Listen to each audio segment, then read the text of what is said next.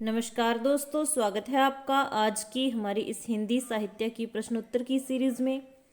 तो आज की क्लास में हम लोग 118 से आगे प्रश्न करेंगे।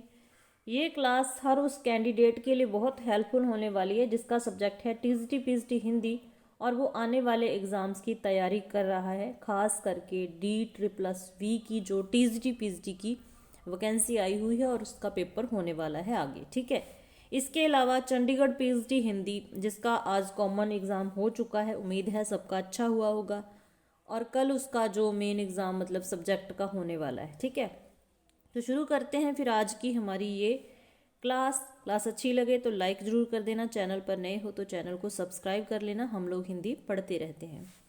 आज की क्लास का हमारा पहला प्रश्न है, 117 प्रश्न हमने डिस्कस कर लिए हैं। आज हमारा 118वां जो प्रश्न है वो है, मैं कहता हूँ आँखें देखी, तू कहता कागद की लेखी, कहने वाले भक्त कवि कौन से हैं? तो हमारा यहाँ पर सही आंसर हो जाएगा कबीरदास। ठीक है, आज की क्लास में जो प्रश्न है वो कुछ रीतिकाल से भी हैं, भक्ति काल से भी हैं, कुछ आधुनिक काल की शुरुआत से हैं। ठीक है, नेक्स्ट है, भक्तन को कहा सीकरी सो काम, किस कवि की पंक्ति है? इंपॉर्टेंट है, किसकी पंक्ति है? तो ये हो जाएगी कुंबन दास की। ठीक है, नेक्स्ट है, सूरदास का लीला वर्णन किससे प्रभावित है? तो किससे प्रभावित है? भागवत पुराण से। ठीक है, नेक्स्ट है, इन कवियों में कौन सा कवि अष्टशाप से स्वंद नहीं है? ध्यान रखना, नहीं करके पूछा है, तो कौन सा नहीं है? कुंबन दास है, सूरदास है, कृष्णदास है, लेकिन केशव दास नहीं है। इसका मतलब यही हमारा सही आंसर है। अष्टशाप के कवि हर एग्जाम में हिंदी के में पूछे जाते हैं, तो अष्टशाप के जितने भी कवि हैं, ठीक है, सारे आपको ध्यान रखने हैं। तुलसीदास कृत विनय पत्रिका की रचना किस भाषा में की गई है? तो विनय पत्रिका की रचना किस भाषा में हुई है? ब्रज भाषा में। जितने भी मुख्य कवि हैं उनकी जो मुख्य रचना है उसकी भाषा बहुत पूछी जाती है, तो ध्यान रखना है। ठीक है, नेक्स्ट है, केशवदास की किस रचना की गणना लक्षण ग्रंथ के अंतर्गत की जाती है? तो किस ग्रंथ की? कवि प्रिय की। ठीक है, क्लास अच्छी लगे, क्वेश्चन अच्छे लगे तो लाइक एक बार जरूर कर देना। ठीक है, नेक्स्ट प्रश्न है, 84 वैष्णव की वार्ता का लेखक कौन है? तो कौन हो जाएगा? गोकुलनाथ। कौन हो जाएगा? गोकुलनाथ। हमारा नेक्स्ट प्रश्न है, वरवै रामायण किसकी रचना है? तो ये है तुलसीदास जी की रचना। ठीक है, अगला हमारा प्रश्न है, कृष्ण की सरस क्रीड़ाओं का वर्णन करने वाला प्रख्यात ग्रंथ कौन सा है? तो कौन सा हो जाएगा? गीत गोविंद। कौन सा हो जाएगा? गीत गोविंद। नेक्स्ट प्रश्न है, सूरदास के स्वंद में जानकारी का आधार ग्रंथ मुख्यतः कौन सा है? सूरदास के स्वंद में। ठीक है, तो 84 वैष्णव की वार्ता। कौन सा हो जाएगा? 84 वैष्णव की वार्ता। नामदेव का स्वंद किस प्रवृत्ति से है? नामदेव का स्वंद किस प्रवृत्ति से है? तो किससे है? निर्गुणवाद से। ठीक है, नेक्स्ट है, परहित सरिस धर्म नहीं भाई पंक्ति किस रचनाकार की है? तो यहाँ सही आंसर हो जाएगा तुलसीदास। अगर किसी क्वेश्चन में डाउट लगे तो आप कमेंट में लिख सकते हैं, क्योंकि कल 7 जिलों में नेट बंद रहेगा, इसीलिए मैंने सोचा कि आज दिन में वीडियो नहीं बन पाई तो वीडियो बना दूं। ठीक है, सिरसा जिला में भी बंद रहेगा, तो इसी कारण से अगर कोई डाउट हो तो फटाफट से पूछ लेना। तो यहाँ 129वें प्रश्न का उत्तर हमारा हो जाएगा तुलसीदास। अगला है, किस काव्य धारा के अंतर्गत मूर्ति पूजा और अवतारवाद का विरोध किया गया है? तो किसके अंतर्गत? संत काव्य धारा के। ठीक है, तो जो कबीरदास थे वो संत काव्य धारा से संबंधित थे, तो वो मूर्ति पूजा, बाहरी आडंबरों का बहुत विरोध करते थे। ठीक है, अगला है भक्ति काल के अंतर्गत किस काव्यधारा में विवाह पूर्व समाज निरपेक्ष स्वच्छंद प्रेम का निरूपण किया गया है? तो किसमें? सूफी काव्य में। किसमें? सूफी काव्य में। अगला है कृष्ण गीतावली का रचयिता कौन है? तो कौन हो जाएंगे? तुलसीदास जी। ठीक है। अगला हमारा प्रश्न है या लकुटी अरु कामरिया पर राज तिहूं पुर कौ तजी डारूं। इस पंक्ति की रचना किसने की है? तो किसने की है? रस खान ने। ठीक है। नेक्स्ट है मलिक मोहम्मद जायसी की रचना पद्मावत किस भाषा में है? तो किस भाषा की ये रचना है? अवधी की। किसकी है? अवधी की। ठीक है। आगे है मीराबाई की जो भक्ति है वो किस भाव की है? मीराबाई की भक्ति किस भाव की है? सबको पता है माधुर्य भाव की है, क्योंकि कृष्ण जी को, भगवान कृष्ण को पति के रूप में ये पूजती थी। ठीक है। आगे है जाके प्रिय न राम वैदेही पंक्ति तुलसीदास की किस रचना से ली गई है? तो किस रचना से है? यह है विनय पत्रिका से। आगे है इनमें से किस कवि को ब्रज कोकिल कहा जाता है? तो ब्रज कोकिल किसे कहा जाता है? सत्यनारायण कवि रतन को। ठीक है। सत्यनारायण कवि रतन को। संत साहित्य में सबसे अधिक पंडित कवि कौन है? तो कौन हो जाएंगे? दादू दयाल। कौन हो जाएंगे? दादू दयाल। अगला है दुल्हिन गावू मंगलाचार पद किसके द्वारा रचित है? तो किसके द्वारा? कबीरदास जी के द्वारा। रामचरितमानस में कितने कांड हैं? सबको ध्यान होना चाहिए, 7 कांड हैं। मानुष प्रेम भयु बैकुंठी पंक्ति किस कवि की है? तो किसकी है? मलिक मोहम्मद जायसी की। ठीक है। आगे है ये रीतिकाल के प्रश्न हैं। रीतिकाल को श्रृंगार काल की संज्ञा देने वाले विद्वान कौन हैं? तो कौन हो जाएंगे? विश्वनाथ प्रसाद मिश्र। ठीक है। अगला हमारा प्रश्न है कठिन काव्य का प्रेत किस कवि को कहा गया है?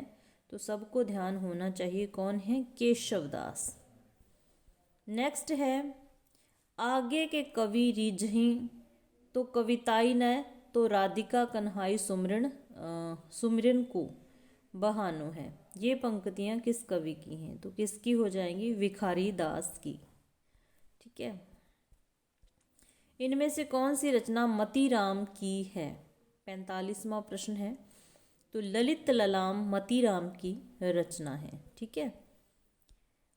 मोह तो मोरे कवित बनावत के कवि कौन है? मोह तो मोरे कवित बनावत, तो किसकी ये पंक्ति है? ये हो जाएगी घनानंद की। ठीक है। नेक्स्ट प्रश्न है सुजान चरित किसकी रचना है? तो किसकी रचना है सुजान चरित? सूदन कवि की है। ठीक है। नेक्स्ट है कवि कुल कल्पतरु किसकी रचना है? ये यहाँ पर रचना पूछी गई है जो बहुत ही महत्वपूर्ण, बार बार पूछी जाती है। तो ये किसकी है? चिंतामणि की रचना है। ठीक है। नेक्स्ट है रीति मुक्त कवि कौन है? इनमें से रीति मुक्त कवि पूछा है तो कौन हो जाएंगे? घनानंद। घनानंद कैसे कवि हैं? रीति मुक्त।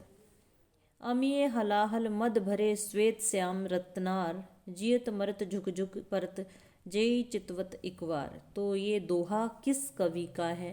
किसका हो जाएगा? रसलीन का। किसका है ये? रसलीन का। आगे है निम्नलिखित ग्रंथों में से कौन सा ग्रंथ छंद विवेचन से स्वंद नहीं है? तो कौन सा नहीं है? विरह वारीश। ठीक है। अगला है इनमें से किस कवि ने लक्ष्मण ग्रंथ नहीं लिखा? लक्ष्मण ग्रंथ किसने नहीं लिखा है? तो घनानंद ने। किसने? घनानंद ने। रीतिकाल के किस कवि में भक्ति और श्रृंगार का समन्वयात्मक योग है? तो किसमें है? सेनापति में। किसमें? सेनापति में। आगे पंक्तियां दे रखी हैं तो उसके कवि रचयिता पूछे हैं। तंत्री नाद कवित रस सरस राग रति रंग, अन बूढ़े बूढ़े तिरे जे बूढ़े सब अंग। तो किसकी ये पंक्तियां हैं? विहारी की हो जाएंगी। ठीक है। नेक्स्ट है, अति सूदो स्नेह को मार्ग किसकी उक्ति है? तो किसकी है ये? घनानंद की। ऋतु वर्णन के लिए विशेषतः रीतिकाल का कौन सा कवि प्रसिद्ध है ऋतु वर्णन के लिए? तो ये भी हो जाएंगे सेनापति। ठीक है। आगे है, स्वच्छंद प्रेम का निर्बंध गायक कौन है? तो कौन हो जाएगा? आलम। कौन है? आलम। देखने में छोटे लगें घाव करें गंभीर, उक्ति किस कवि की है? तो किसकी हो जाएगी ये? बिहारी की। ठीक है। नेक्स्ट है, मतीराम की प्रसिद्धि का आधार स्तंभ कौन सा ग्रंथ है? कौन सा हो जाएगा? रसराज। काव्य निर्णय ग्रंथ किस कवि का है? तो किसका है? भिखारी दास का। आगे है, बिहारी सतसई में कितने दोहे हैं? इंपॉर्टेंट है, 713। ठीक है। नेक्स्ट है, गेय पदों की रचना कौन सी है इनमें से? गेय पदों की रचना बतानी है तो सूर सागर यहाँ सही आंसर हो जाएगा। नेक्स्ट है, काव्य की रीति सीखो सुखवीन सो, यह पंक्ति किस कवि की है? तो किसकी हो जाएगी? भिखारी दास की। आचार्य रामचंद्र शुक्ल जी के अनुसार रीतिकाल का सीमांकन क्या है? तो क्या हो जाएगा? 1643 से 1843 ईस्वी। इन ग्रंथों में सिद्धांत निरूपक ग्रंथ कौन सा है? तो कौन सा हो जाएगा? ब्रकोक्ति जीवंतम। जीवितम। शिवा वावनी के रचयिता कौन है? तो कौन हो जाएंगे? भूषण। नेक्स्ट है, रीतिकाल को अलंकृत काल की संज्ञा किसने दी है? तो किसने दी है? मिश्रवंदु ने।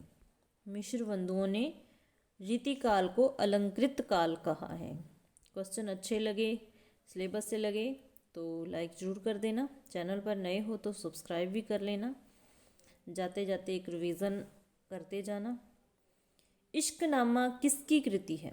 तो इश्कनामा है बोधा की कृति। अगला है, इनमें से कौन सा कवि रीतिवद्ध काव्यधारा से स्वंद नहीं है? तो कौन सा नहीं है पूछा है? तो बिहारी रीतिवद्ध नहीं है। ठीक है। इसका मतलब मोतीराम, चिंतामणि, पद्माकर रीतिवद्ध हैं। वैसे रीतिकाल के रीतिवद्ध, रीति सिद्ध, रीति मुक्त कवियों की आपको पहचान रखनी चाहिए कि कौन सा रीतिवद्ध है, सिद्ध है, मुक्त है। ठीक है, ये पूछा जरूर जाता है। यद्यपि सुजाति सुलक्षणी सुब्रण सरस सुव्रत भूषण विनु न विराजहीं कविता बनिता मित। तो ये किसकी पंक्तियां हैं? तो किसकी हो जाएंगी ये? केशव की। केशव दास की। किस कवि ने सतसई की रचना नहीं की है? तो किसने नहीं की है? लाल कवि ने। ठीक है।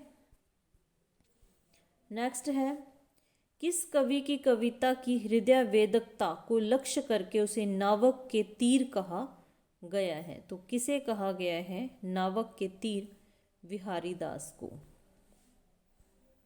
नेक्स्ट है, शत्र प्रकाश किसकी रचना है? शत्र प्रकाश तो ये लाल कवि की रचना है। अभिधा उत्तम काव्य है, मध्य लक्षणा लीन, अधम व्यंजना रस विरस उल्टी कहत नवीन। तो ये किसने कहा है? ये कवि देव ने कहा है। ठीक है। सुजान विनोद किसकी रचना है? सुजान विनोद तो ये देव की रचना है। किसकी है? देव की। विहारी सतसई पर किस ग्रंथ का प्रभाव है? किसका है? गाथा सप्तशती। ठीक है। कुंदन को रंग फीको लगे किसकी पंक्ति है? ये है मतीराम की। मतीराम की। मेरो तो गिरधर गोपाल, यह किसकी पंक्ति है? सबको ही पता होगा, ये मीराबाई की पंक्ति है। मेरो तो गिरधर गोपाल, दूसरा ना कोई। ठीक है। आगे है कवितावली के रचयिता कौन है? कवितावली के रचयिता तो तुलसीदास सही आंसर हो जाएगा। आगे कुछ प्रश्न है आधुनिक काल की पूर्व पीठिका से। ठीक है। हिंदी साहित्य में आधुनिक हिंदी साहित्य के सूत्रधार कौन है? तो सबको ही पता होना चाहिए कौन है, भारतेंदु हरिश्चंद्र जी। ठीक है। आधुनिक काल के प्रारंभिक काल को कौन सा काल कहा गया है? तो पुनर्जागरण काल कहा गया है। ठीक है। नेक्स्ट है रामचंद्र शुक्ल ने आधुनिक काल को किन दो खंडों में बांटा है? तो किन दो खंडों में? गद्य खंड और काव्य खंड। आधुनिक युग में किस भाषा की जगह खड़ी बोली ने ले ली? तो किस भाषा की जगह ली थी? ब्रज भाषा की। ठीक है। नेक्स्ट है आधुनिक काल के द्वितीय चरण को किस काल की संज्ञा दी गई? तो किस काल की? सुधार काल। नेक्स्ट है आधुनिक काल की प्रारंभिक सीमा क्या मानी गई है? तो क्या मानी गई है? 1850, क्योंकि भारतेंदु हरिश्चंद्र जी का जन्म 1850 में हुआ था, तो उन्हीं के जन्म से ही मान लिया गया। ठीक है। भारतेंदु युग को पुनर्जागरण काल की संज्ञा किसने दी? तो किसने दी? डॉक्टर नगेंद्र ने। आगे है आधुनिक साहित्य पुस्तक के लेखक कौन है?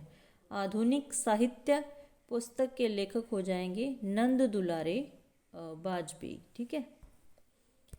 नेक्स्ट है आधुनिक काल में आधुनिकता के फलस्वरूप साहित्य में किस प्रवृत्ति का समावेश हुआ? तो किस प्रवृत्ति का? राष्ट्रीय चेतना का। हिंदी साहित्य का आधुनिक इतिहास ग्रंथ का लेखक कौन है? तो कौन हो जाएंगे? अगेय। ठीक है। तो ये थी हमारी आज की क्लास। अच्छी लगे क्लास तो लाइक कर देना, नए हो तो सब्सक्राइब करके चैनल के साथ जुड़ जाना। ठीक है। तो मिलते हैं फिर नेक्स्ट क्लास में। क्लास देखने के लिए धन्यवाद।